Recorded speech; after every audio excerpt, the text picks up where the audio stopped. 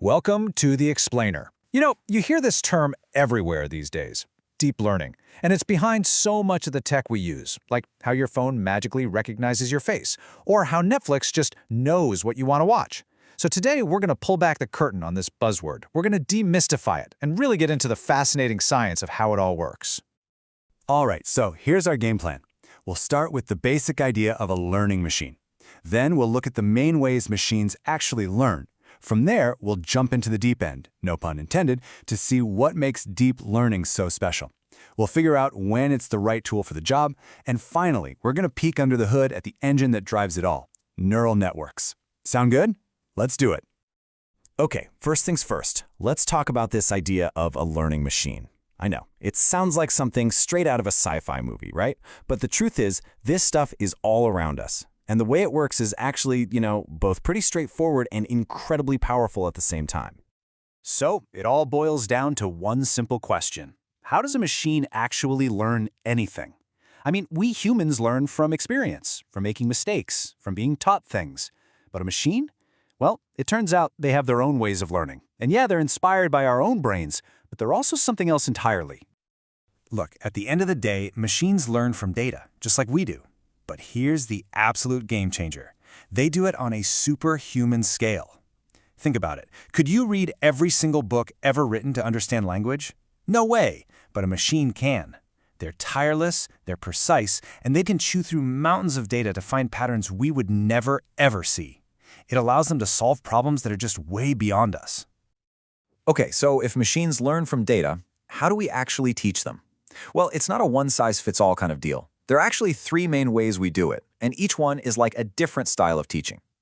First up, you've got supervised learning. The best way to think about this is like you're studying with the teacher. You get a problem, and you get the correct answer. You do this over and over. You're given a picture of a cat, and it's labeled cat. A picture of a dog, labeled dog. The machine sees thousands of these, and eventually it learns the patterns so well, it can look at a new picture and tell you if it's a cat or a dog. It's learning with an answer key. Next up is unsupervised learning.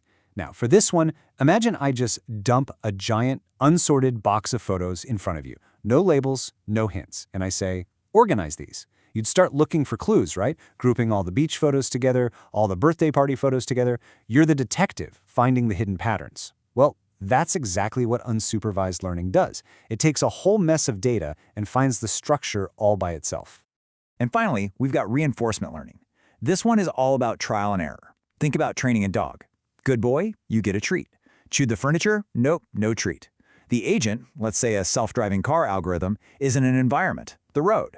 When it does something right, like staying in its lane, it gets a reward point. It does something wrong, like swerving, it gets a penalty. Over millions of tries, it just learns the best strategy to get the highest score possible. So we have these three really powerful ways for machines to learn. But what happens when the data isn't just a lot of data, but it's super messy and complex? This is where we have to go a level deeper. This is where deep learning enters the picture. Now, to really get this, it helps to think of it like those Russian nesting dolls. The biggest doll is artificial intelligence, this huge, broad idea of making machines smart. You open it up, and inside you find machine learning, which is a type of AI.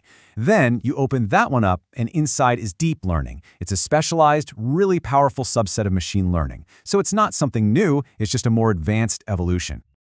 So, why did we even need this deeper approach? Well, the answer is pretty simple. The real world is messy. I mean, really messy. Traditional machine learning is awesome when you give it clean, organized data, like a perfect spreadsheet. But what about understanding the context of a sentence, or recognizing a face in a crowd, or understanding spoken words?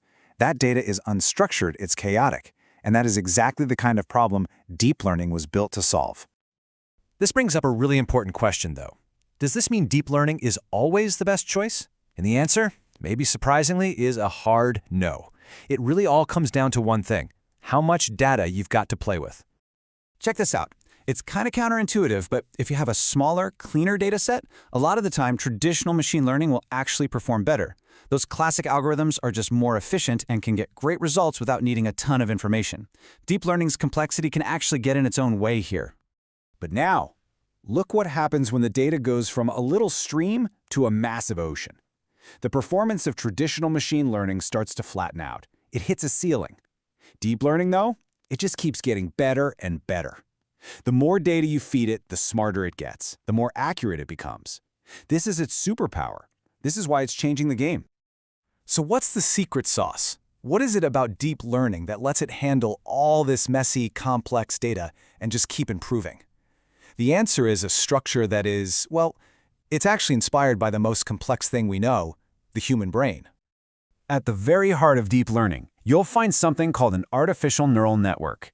Just try to picture a huge, intricate web of interconnected points, or neurons. Each one is a tiny little calculator, and they all work together in layers, passing information back and forth to solve a problem. Kind of like the billions of neurons firing in our own heads. So how does one of these networks actually work? Well, you can think of it in 3 basic steps. First, the input layer takes in the raw data, let's say all the pixels from an image. Then that data gets passed through one or more hidden layers. And this is where the magic happens. Each layer performs calculations to find more and more complex patterns.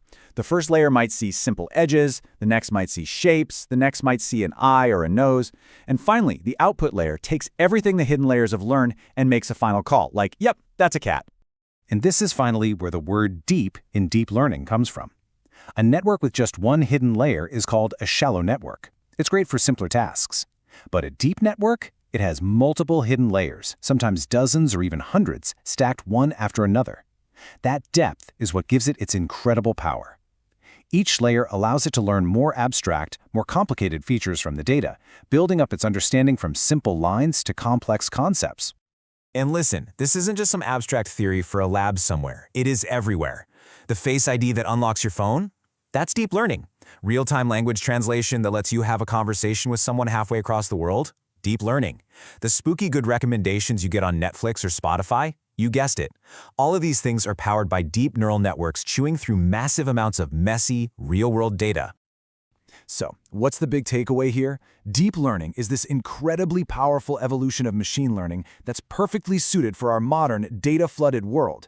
And as we create more and more data every single second of every single day, the potential for what deep learning can do, from discovering new medicines to creating unimaginable art, is just getting started. Which, of course, leaves us with a really exciting question to think about. What on earth will it unveil next?